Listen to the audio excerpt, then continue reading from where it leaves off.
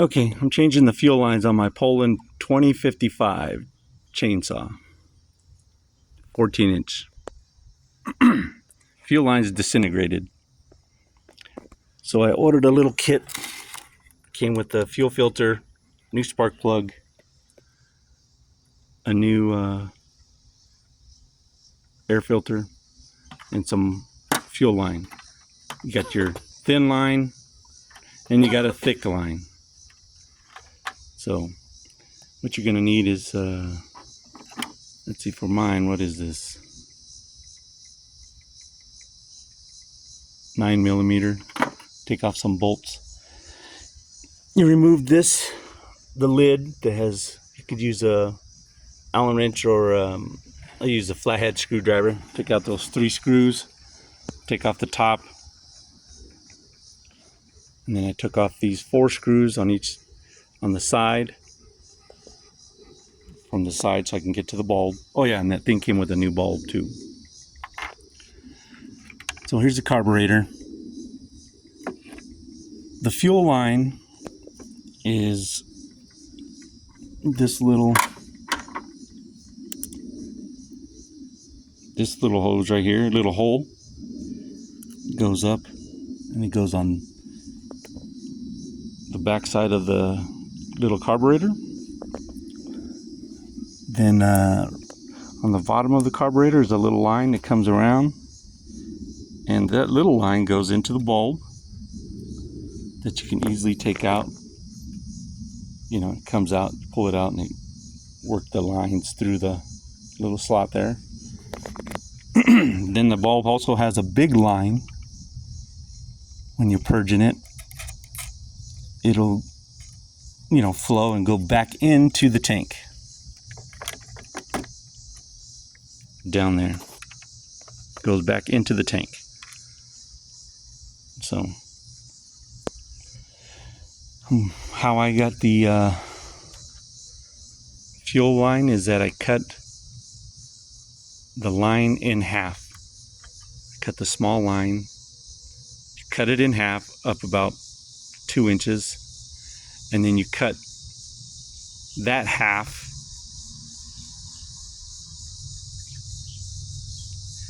in half so it looks like this thin.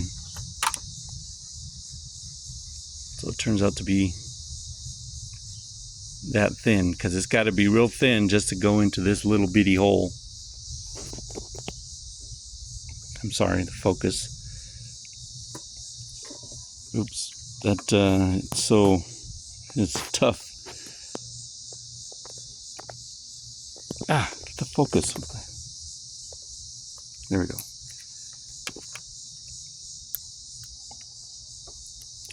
So I used the pick. You put the thinnest part of the line, you put it in that hole, and use the pick to push it down. Each time you keep just pushing that in until you can go on the side here and grab it with the long nose needle pliers. And you pull it down,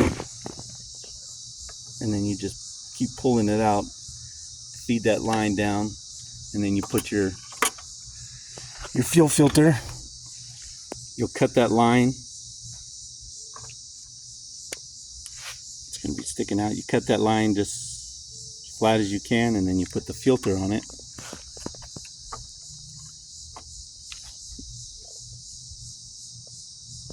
That small line will go on that little fuel filter all the way down to that point, all the way. And then you just put that back inside like I have mine in there. I don't know if you can see that. Yeah, there it is.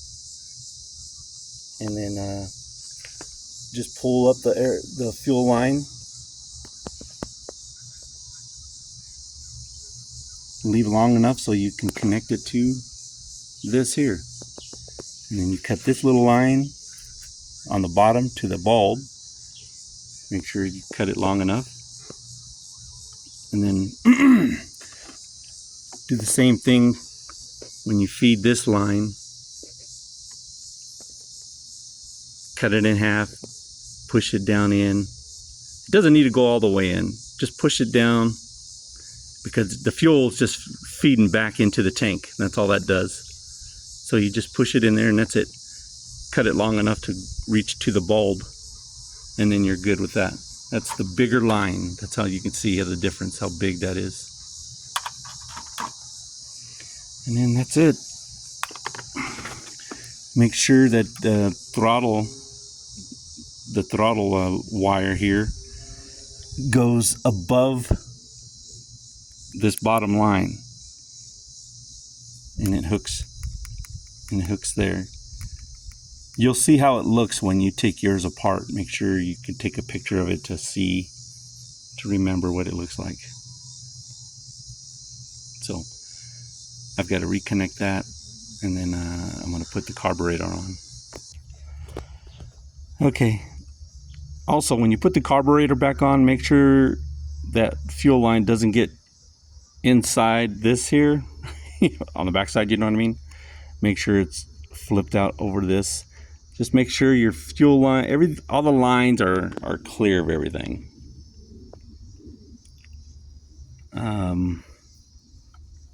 You know, the throttle line, you want to make sure that that's clear. It's not pulling on that bottom line, that the bottom line is underneath it, not above it.